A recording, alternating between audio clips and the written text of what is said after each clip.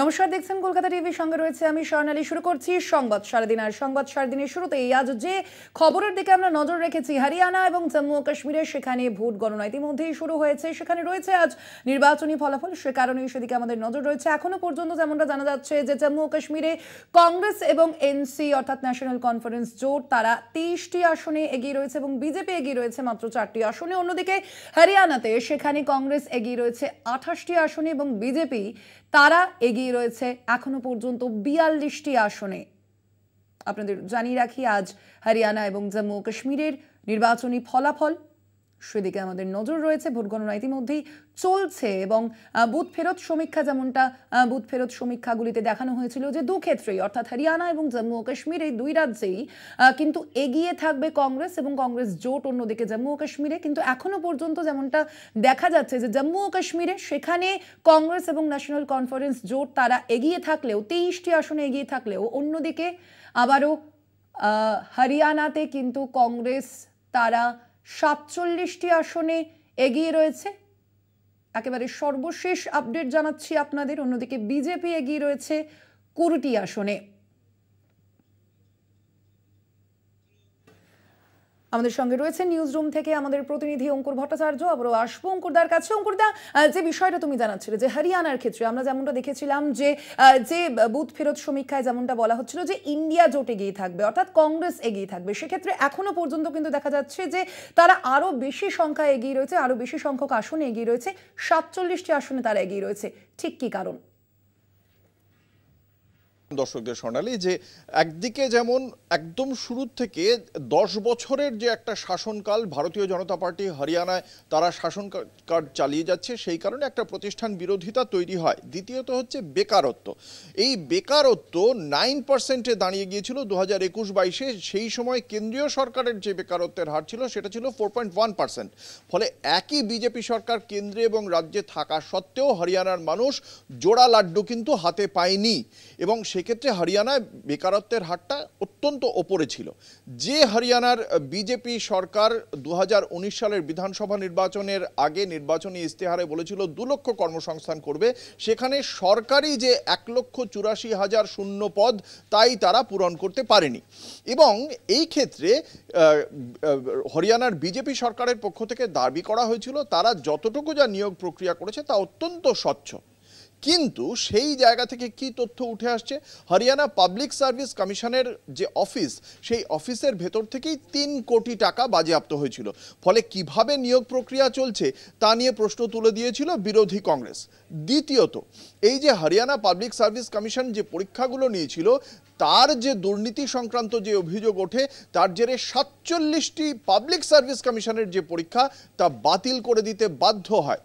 ফলে এই জায়গা থেকে একটা নিয়োগ সংক্রান্ত এবং বেকারত্বের জায়গা থেকে বড়সড় প্রশ্নচিহ্নের মুখে পড়ে হরিয়ানার বিজেপি সরকার। দ্বিতীয়ত হচ্ছে গিয়ে তারা কিছু উন্নয়নমূলক বেশ কিছু পরিকল্পনার কথা বলা হয়েছিল। কৃষকদের জন্য ন্যূনতম সহায়ক মূল্য, ফসলের ন্যূনতম সহায়ক মূল্য যেটা দেওয়া, সেই সংক্রান্ত যে প্রতিশ্রুতি, সেই প্রতিশ্রুতি তারা রাখতে পারেনি। অগ্নিবীরদের জন্য 10% যে সমস্ত ঋণ দেওয়ার পরিকল্পনা ছিল সেইটা তারা রাখতে পারেনি।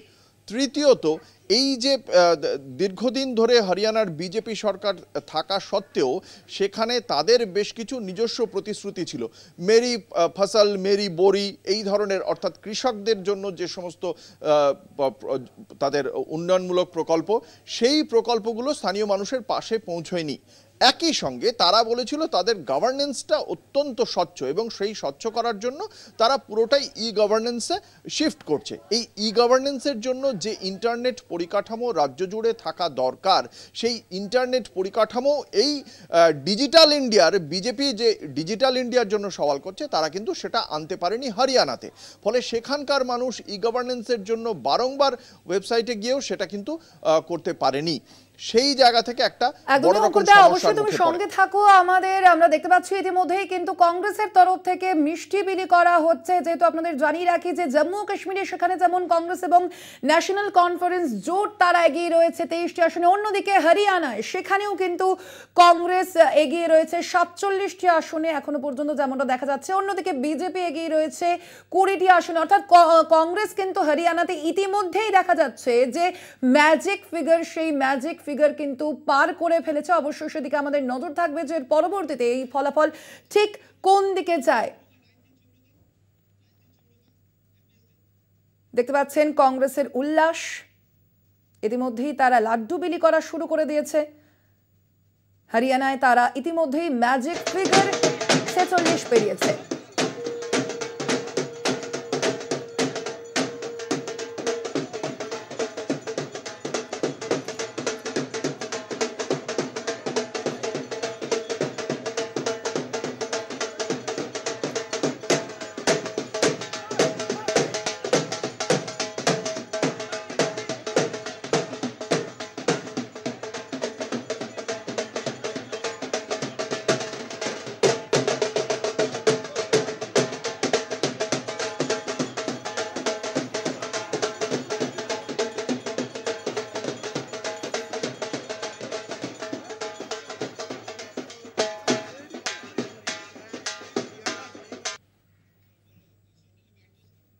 আর আজকে এই দুই রাজ্যের যে নির্বাচনী ফলাফল রয়েছে সে বিষয়ে এখনো পর্যন্ত যেমনটা জানা যাচ্ছে যে কংগ্রেস জম্মু ও কাশ্মীরে 23টি আসনে এগিয়ে রয়েছে, অন্যদিকে হরিয়ানায় 47টি আসনে এগিয়ে রয়েছে কংগ্রেস। আর ঠিক এই সামগ্রিক বিষয়ে ইলেকশন কমিশনের আধিকারিক তিনি কি বলছেন শুনবো। काउंटिंग अरेंजमेंट हमारे जो है वो properly as per ECI guidelines जो है वो इन प्लेस हैं, जिसमें हमारे अंदर जो है काउंटिंग हॉल में आरओ और जो काउंटिंग ऑब्जर्वर्स हैं जो कमीशन की तरफ से होते हैं, तो वो सारा ओवरऑल सुपरवाइज करते हैं।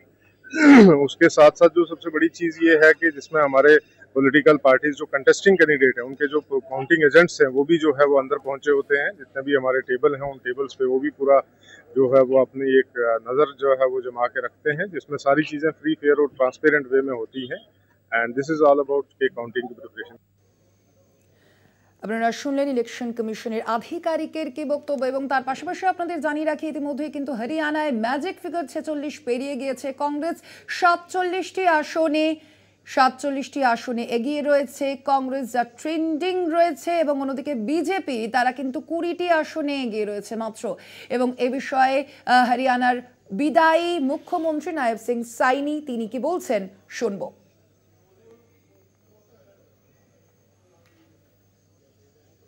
हमें पूर्ण विश्वास है हरियाणा प्रदेश की जो हमने सेवा ईमानदारी से पिछले 10 वर्षों के अंदर की है, मैं उस आधार के ऊपर कह सकता हूं कि हम तीसरी बार हरियाणा के अंदर एक तरफा सरकार बना रहे हैं।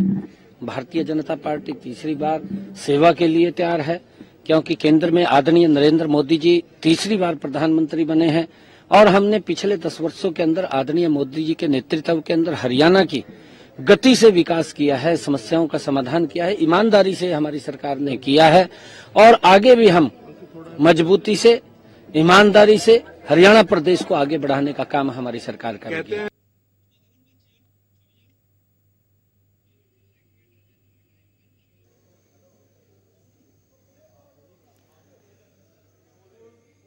আপনারা শুনলেন হরিয়ানার বিদায়ী মুখ্যমন্ত্রী নায়েব সিং সাইনির তার বক্তব্য। আমরা এই বিষয়ে কথা বলবো, আমাদের সঙ্গে নিউজ রুম থেকে সরাসরি রয়েছেন আমাদের প্রতিনিধি অঙ্কুর ভট্টাচার্য। অঙ্কুর দা, আমরা শুনলাম যে হরিয়ানার যিনি বিদায়ী মুখ্যমন্ত্রী তিনি কিন্তু বলছেন, এখনো পর্যন্ত তিনি বলছেন যে তিনি আত্মবিশ্বাসী সম্পূর্ণভাবে যে তারা এককভাবে সেখানে সংখ্যাগরিষ্ঠতা পাবে, অথচ এখনো পর্যন্ত ট্রেন্ড যেমনটা বলছে যে হরিয়ানায় কিন্তু 49টি আসনে এগিয়ে রয়েছে কংগ্রেস। বাজেনি, মাত্র কিছুক্ষণ আগে শুরু হয়েছে ভোট গণনা, এবং সেক্ষেত্রে এই কথাটা বলাটা খুব স্বাভাবিক, কারণ এখনই মানে ভোট গণনা সম্পূর্ণ হয়নি, তার আগেই একজন মুখ্যমন্ত্রী তার পরাজয় স্বীকার করে নেবেন, এটা খুব একটা স্বাভাবিক নয়। রাজনৈতিক দায়বদ্ধতার জায়গা থেকে এই কথা বলছেন, কিন্তু ভারতীয় জনতা পার্টি কিন্তু এটা বুঝতে পেরেছিল। কেন বলছি, এর আগে ভারতীয় জনতা পার্টির যে নির্বাচনী প্রচার দেখেছিলাম আমরা, সেখানে ভোটের আগে 5 তারিখ, ভোটের আগে 1 তারিখে শেষ প্রচার করেছিলেন প্রধানমন্ত্রী নরেন্দ্র মোদী। এর আগে 2014-এ নরেন্দ্র মোদী এই রাজ্যে 10 বার এসেছিলেন নির্বাচনী প্রচারে, 2019-এ এসেছিলেন 7 বার, আর এবার এসেছিলেন 4 বার। কারণ সম্ভবত বিজেপি নেতৃত্বও বুঝেছিল যে এখানে যদি প্রধানমন্ত্রী নরেন্দ্র মোদীকে বারংবার ব্যবহার করা হয় এবং তারপরেও যদি ভোটের ফল না হয়, তাহলে সেক্ষেত্রে পুরো দায়টা প্রধানমন্ত্রী নরেন্দ্র মোদীর ঘাড়েই পড়বে। কারণ তারা বলে বিজেপির একটাই যদি মুখ থেকে থাকে সেটা নরেন্দ্র মোদী, ফলে সেই মুখের পরাজয় হবে, সেই মুখটাকে তারা আনতে চায়নি। যায়নি। এবং দ্বিতীয়ত যে second in commander Amit Shah, এই অমিত শাহও কিন্তু 29শে সেপ্টেম্বর একটি শেষ সভা করেন 5 তারিখের ভোটের অনেক আগে, ফলে সেই জায়গা থেকে বিজেপির কাছে সম্ভবত একটা বার্তা ছিল। দ্বিতীয়ত এই যে বিজেপির বিদায়ী মুখ্যমন্ত্রী বলছেন যে তিনি এককভাবে মানে সংখ্যাগরিষ্ঠতা পাবেন, সেখানেও কিন্তু একটা প্রশ্নচিহ্ন আছে। কেন? তার কারণ 2019 সালে সেবারেও কিন্তু ম্যাজিক ফিগার অর্জন করতে পারেনি ভারতীয় জনতা পার্টি। সেবার 40টা আসনে থেমে যেতে হয়েছিল বিজেপিকে। তারপর তারা জেজেপি জননায়ক জনতা পার্টি দুষ্মন্ত চৌটালার তার সঙ্গে সেই বিধায়কদের সঙ্গে নিয়ে তারা একটা সরকার চালায়, কিন্তু তাদের সঙ্গেও গন্ডগোল বাঁধে এবং সেরপর দুষ্মন্ত চৌটালা সেই সরকার থেকে ভেঙে বেরিয়ে গেলে সংখ্যালঘিষ্ঠ হয়ে পড়ে বিজেপি সরকার। কিন্তু সেখানেও তারা শেষ পর্যন্ত অন্যান্য নির্দল প্রার্থী এবং রাজ্যপালের সহযোগিতায় তারা শেষ পর্যন্ত এই তাদের সরকার টিকিয়ে রেখেছিল। কংগ্রেস নেতারা তারা কিন্তু বিজয় উল্লাস শুরু করে দিয়েছেন, তারা কি বলছেন শুনবো। जलेबी खाना चाहता है, राहुल गांधी की जलेबी, प्यार की जलेबी, मोहब्बत की जलेबी, हरियाणा में जीत की जलेबी, हुड्डा के नाम की जलेबी, प्रियंका के नाम की जलेबी, क्योंकि जलेबी खाएंगे तो अच्छे दिन आएंगे। और मैं समझता हूं आज हरियाणा पूरा राहुल गांधी के साथ खड़ा है और राहुल गांधी के सच्चाई के झंडे को लेकर चल रहा है, झूठ को नकार दिया है। दूसरी सरकार प्रधानमंत्री कितना ही बोले, सब कहते हैं झूठ बोल रहे हैं, राहुल गांधी सबके साथ चल रहे हैं और सच की जीत होगी। अंत में सच ही देश में झंडा फहला रहेगा और वो समय आ गया है। जलेबी किसके लिए लाए आप? ये हरियाणा के लोगों ने, जब राहुल गांधी ने जलेबी खाई है तो पूरे हरियाणा के लिए, अपने मीडिया के भाइयों के लिए, भारत को प्यार करने वालों के लिए प्रियंका गांधी ने कहा है सबको जलेबी खिलाओ, मुंह मीठा करो, शंख बजाओ, खुशी मनाओ, क्योंकि मोहब्बत की दुकान खुल गई है। राहुल गांधी के नेतृत्व में दुकान चल रही है और झूठ का पर्दाफाश है, नफरत की दुकान बंद हो गई है। पूरे भारत में हरियाणा से शुरुआत हुई है। जलेबी ही एक ऐसी मिठाई है जो आंखों के सामने बनती है और शुद्ध मिठाई है, जिसको शुद्ध आदमी राहुल गांधी जी ने अपने हाथों में लिया और आज पूरे हिंदुस्तान के अंदर जलेबी की चर्चा है। आज जलेबी की फैक्ट्रियों का पता लगा कहाँ कहाँ जलेबी बनती है, ये सब राहुल गांधी जी की देन। ये जलेबी का हमने एक बड़ा ऑर्डर है ना, खट्टर साहब और सैनिक के घर भेजने के लिए हमने एक गोवाना से बड़ा ऑर्डर खट्टर और सैनिक दोनों के घर भेजने के लिए